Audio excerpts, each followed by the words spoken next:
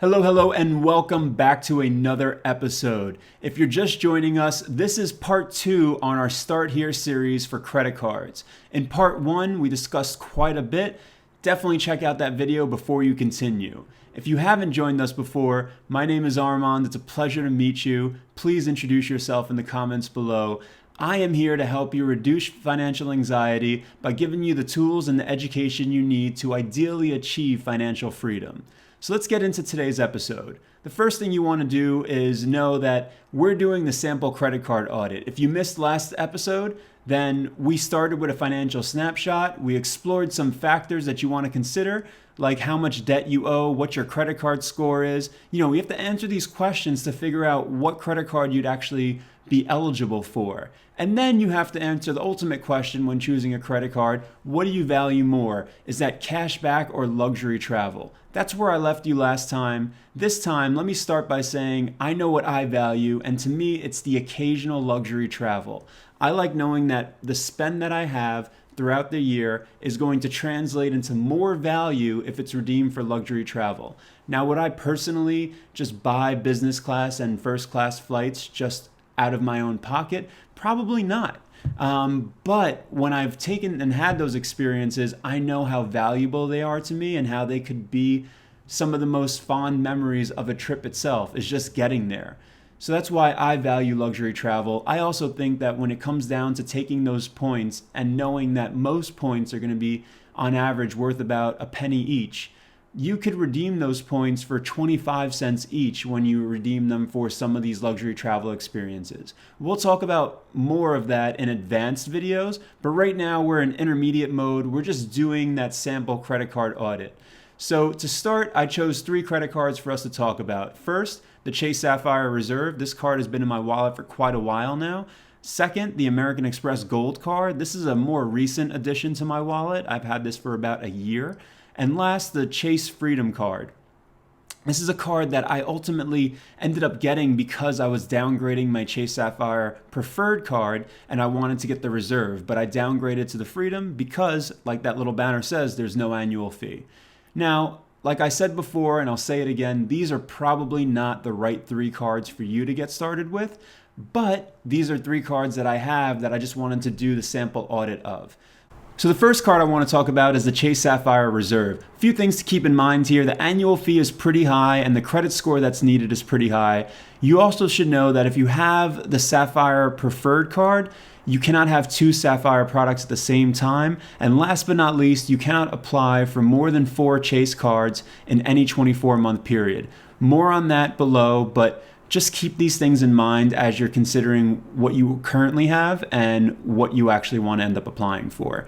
I estimate the actual fees of this card at $150 or less, depending on how much you take advantage of some of the other services that are included. But if you look at the second benefit in these bullet points, you get a $300 annual travel credit, and that can be used for everything from mass transit to cabs to parking perhaps, and of course for the bigger ticket items like flights, etc. I like this card and I use this card for all my travel expenses because of the 3x points that you get. I also think that the bonus is pretty good. When I signed up for this card, it had a 100,000 point bonus, but the card has a lot of demand. I don't see them increasing that 50,000 to 100,000 again anytime soon. But again, I'm not in the business of speculation, so you could just wait and see. And another benefit of this card that I really enjoy is the Priority Pass Select membership that's included, and that gets you into about 1,000 airport lounges. If you watch my travel video, which will also be pinned below, you'll see that airport lounges can make a world of difference when you're traveling, not only in saving you time and money by giving you free Wi-Fi, snacks, beverages, etc., but also that time aspect of not having to deal with long lines at restaurants or in bathrooms, just going to the lounge and knowing that you can just check in and hang out there and be comfortable while doing so. So that's the Chase Sapphire Reserve. I actually want to move on to the American Express Gold Card because this is a very simple audit. Let's just keep this quick. Annual fee of the Gold Card is $250, so it's about $200 less on paper. So I say it's a $30 annual fee because of 2 things. One, the $120 annual dining credit It's called annual, but it's actually given to you as $10 a month, and it could only be redeemed for Seamless/Grubhub or for certain Shake Shack locations. Now, I know that's sort of odd. I think it's sort of odd, but if you order food once a month, you'll probably easily go through that $10, and you could make sure that you redeem that. The other thing is that $100 annual airline fee credit. So this accounts for anything that would be an additional fee with an airline directly from the airline. So things that are not included are the actual cost of the ticket of the flight and perhaps the Wi-Fi for the flight if the Wi-Fi is sold from a third party. But if you're buying food, if you're paying for lounge access for the day from one of the airline lounges, or if you're upgrading your seat, it's very easy to spend the $100 over the course of the year. Thing is, you do have to choose one airline, and you could only use it for that single airline. Keep in mind, if you're using code shares to actually book a British Airways flight, for instance, with American Airlines code share, that would count as a British Airways flight once you're in the air because it's their plane that's being operated. So unless you can make those expenses go through the American Airlines website, it wouldn't qualify for this fee credit. So you do have to keep these sort of these fine print things, these in mind as you're going through and keeping track. But I will say Amex does have a really nice dashboard to keep track of how much of your credit you used over the course of the month or the year, and that will keep you organized.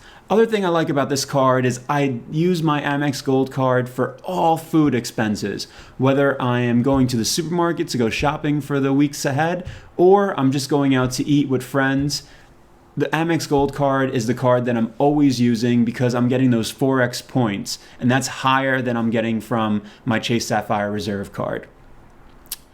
Another thing to keep in mind with the Amex Gold card is they do have that 50,000 bonus point offer after spending 2,000 in the first 3 months, so that's half the amount of spend as the Reserve card is requiring you for that same amount of points. And I will say that Amex Gold points and Chase Ultimate Rewards points are worth about the same in terms of their redemption value, and that's about 1.1 cents per point.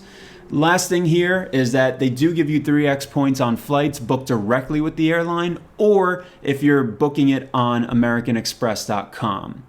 All right, that's it for the Gold card. Let's move on to the Chase Freedom card. There are two forms of the Chase Freedom card, the regular and the unlimited.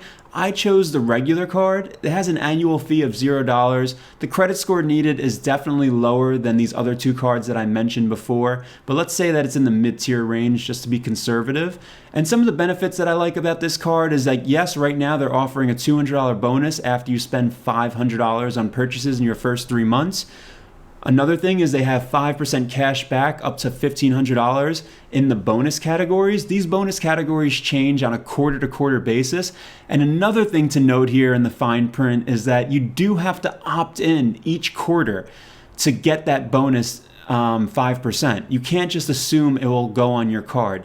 You just simply log into the Chase website, go to the Freedom page, and click opt in. And you will have to do that every 3 months. Another thing here is unlimited 1% cash back, but a big thing here is that if you currently have a balance that's owed on another card, or you're making some major purchases in the next couple of weeks or months, they have the 0% intro APR offer for 15 months. And I think that if you qualify, and of course there's a lot of fine print with that, if you qualify, that is a great way to transfer that balance over, relieve yourself of some of those interest payments that are adding up, and just give yourself a little bit of a fresh start when it comes to paying off that debt without accruing additional interest. And like we said earlier, there's no annual fee with this card. That's the wrap for today. So what I would hope that you could do is now take this outline, figure out the cards that you have, take a few of them from your wallet and write it out on a piece of paper or put it in a spreadsheet if you want to stay organized, and just figure out, like, am I optimizing my spending towards the bonuses that are offered from each of these cards? After you have your credit card audit, then you'll be best equipped to come back to our next video, which will be part 3, and that's how to decide what you should do with a credit card that you no longer need. All right, I'm looking forward to talking to you soon with that next video. For now, here are a few disclosures I like to mention in all my videos. And quick reminder that please like, comment, or subscribe. And please, in the comments below, tell me, what card are you most excited to apply for? And based on this, are there any cards that you weren't considering that maybe now you are? Anyway, thanks again for joining. I'll talk to you soon. Bye.